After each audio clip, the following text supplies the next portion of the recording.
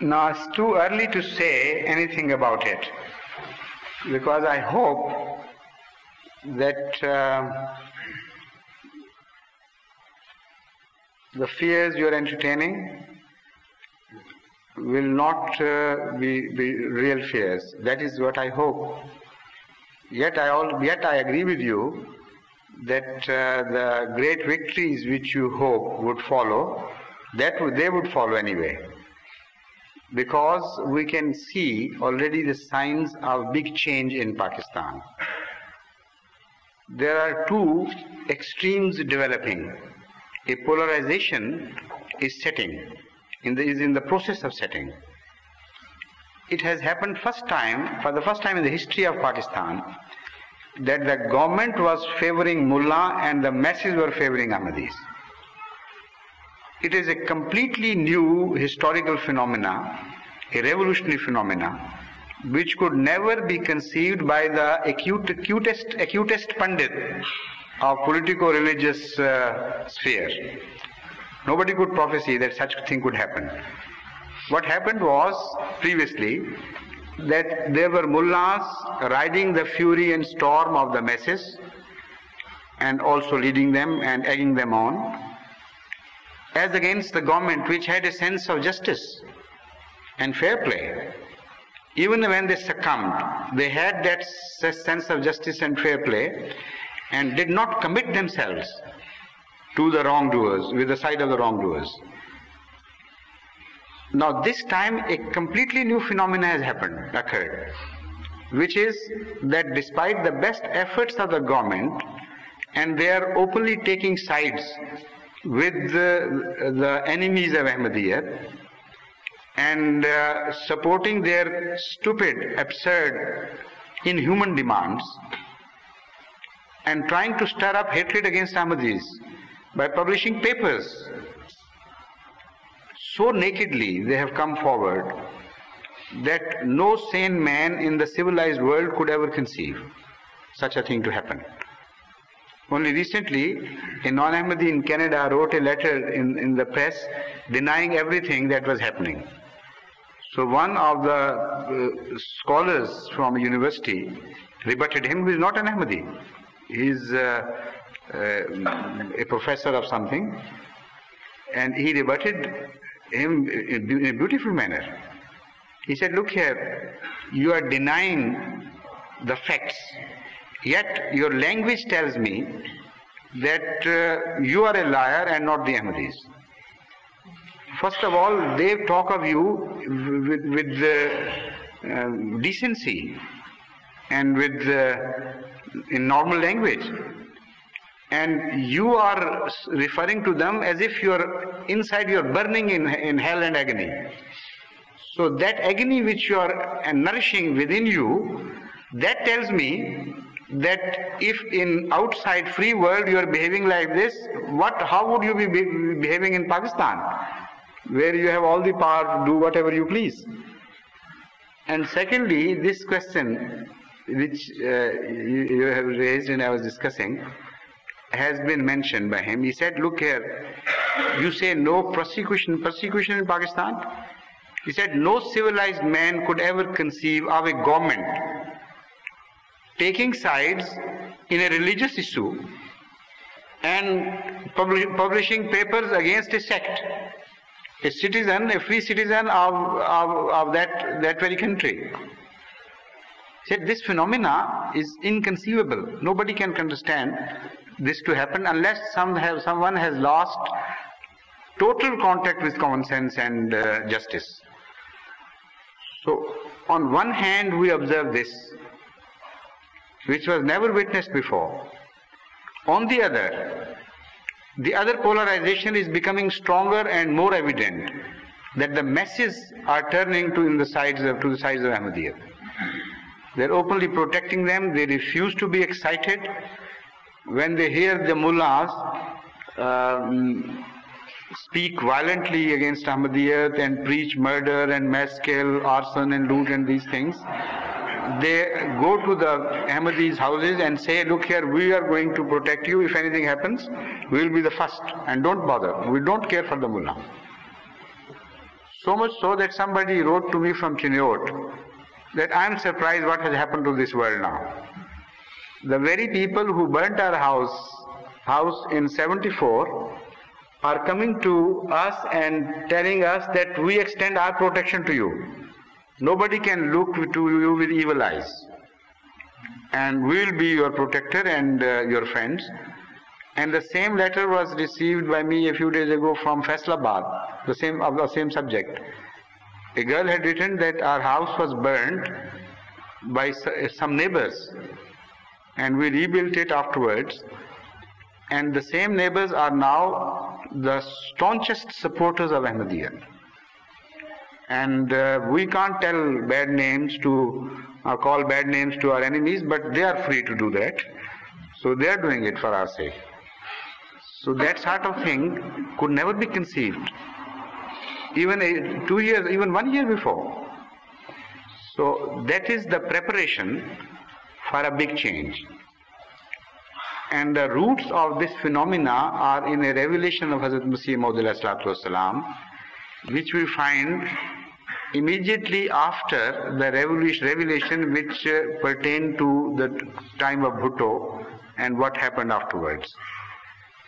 Immediately after, there is an Arabic revelation, Yawma Tubaddalu Samawatu wal Ardu Ghairal Yawma Tabaddalu Samawatu wal Ardu Ghairal Ard Pan? Ghairal Ard se pehle Ghairal Samawat to nahi hai na? Haan, Yawma Tabaddalu Samawatu wal Ardu Ghairal Arde. A time would come, but now I translate it in the words of Hazrat Masih Maud alayhi salatu wasalam. This revelation speaks of a new heaven and a new earth. But the translation is also a sort of revelation in itself, because it has no direct bearing with the words of the revelation. What Hazrat Masih Maud alayhi salatu wasalam understood, and that was what was meant, of course, by this revelation, was this, in his own words, ख्यालात और रायें तब्दील किए जाएंगे. And previously people will think so badly of us, then Allah would see to it that people's views and their attitudes regarding Ahmadis will be changed from above, not automatically. तब्दील किए जाएंगे, तबद्दलो. And from Earth and Samawat, he interpreted that in every direction the change will be witnessed. So that is exactly what is happening in Pakistan. So whether the things worsen still or begin to beat retreat, I don't know as yet. As far as the intentions are concerned, they are very evil. They are finding themselves in a helpless position. They are in fact making repeated appeals to the masses to cooperate with the government to destroy Ahmadis. And the masses are not responding. Raja Zafar had to issue an appeal, public appeal, that what has come of you? What has happened to you? We are ready to destroy and you are not cooperating. Come forward with your support and see what happens. And you don't know what event has taken place, what historic event has taken place. They didn't know, nor did he, because what historic event had taken place in the heavens. And a time had come when Masih Maud alayhi salatu wasalam's revelation about a change in the attitude and views of the people was to be effected by Allah. And this is the time. So how long this phenomena is going to take, and whether we shall suffer much greater and more heinous persecution at the hands of the government of Pakistan, we don't know as yet. If permitted, they will do it. They will not spare. If permitted, I mean if permitted by Allah. So that is something which neither you can know nor I can know unless Allah tells us. But Ahmadis are ready for every sacrifice. With smiling faces, they are not afraid. And this is a third difference which is observed from the past anti-Ahmadi agitations. A very distinctive feature to be observed, in fact. Previously, whenever the mullah went,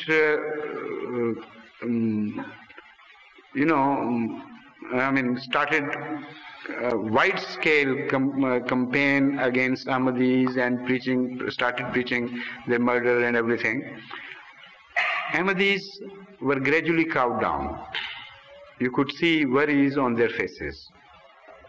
There were people who, of course, would never think of renouncing Ahmadiyyat, but they walked with crestfallen heads, and they were depressed very much. And many were afraid, and they would send people to Rabwa asking for permission to move from that particular place.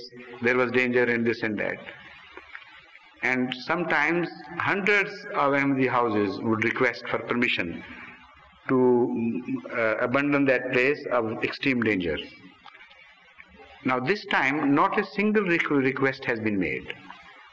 Even those Ahmadis who are completely alone, surrounded entirely by the non-Ahmadis. If you read their letters, you will be surprised what a big change has happened. They say that we are here and we are very happy. We are in complete peace and we love these days.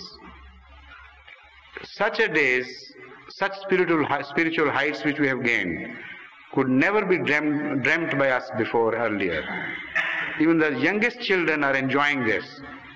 And we are ready for offering anything. Let the enemy come and we are not going to be cowed. This is the spirit of the Ahmadis living in the length and breadth of Pakistan. Everywhere, every province. And it's so surprising. It is for you to go and observe the phenomena to believe how it is taking place and how immensely and deeply it has transformed the lives of Ahmadis. So this is the third phenomena which is different from the past behavior. So very big things are going to happen, I tell you. It is writ large on the horizon. Nobody can change this. Yet, I cannot positively claim when the final victory would come, when I shall be able to return, or whether we shall be murdered in large scale, or deprived our properties, or declared to be banned, or whatever they want to do with us. Anything can happen, if Allah permits them. Because as far as their intentions are concerned, that they are certain. But also one thing is certain, and that is written in the Holy Quran, that if they go forward another few steps, they will be so terribly to be punished by Allah that lessons would be drawn from them by the outside world. And Allah would repeat it. And I am referring to a surah of the Holy Quran, which is Surah Buruj, and at least once a week I recite it in the morning. In Surah Buruj, Allah Ta'ala tells us of a time, an age of the Ma'ud, the promised one, when things are going to happen. Now it's a long story. To cut it short, I refer you to the study of commentary on this surah by Hazrat Muslim Maud, which he made in 1945 and which was later on published, before partition of course, and it has been now published as Tafsir-e-Kabir in Surah Buruj. Whatever began to happen in 1974 has been related as if he is watching all these things to happen by Hazrat Muslim Maud, drawing his inference from this surah. He tells us that this surah is applicable to Ahmadiyyat, and it tells us of some future events. This and this is going to happen to Ahmadis, and this time the trial would come to sit, and it will not be a transient trial like 34-hour movement and this and that. and it will be a long trial spread over years.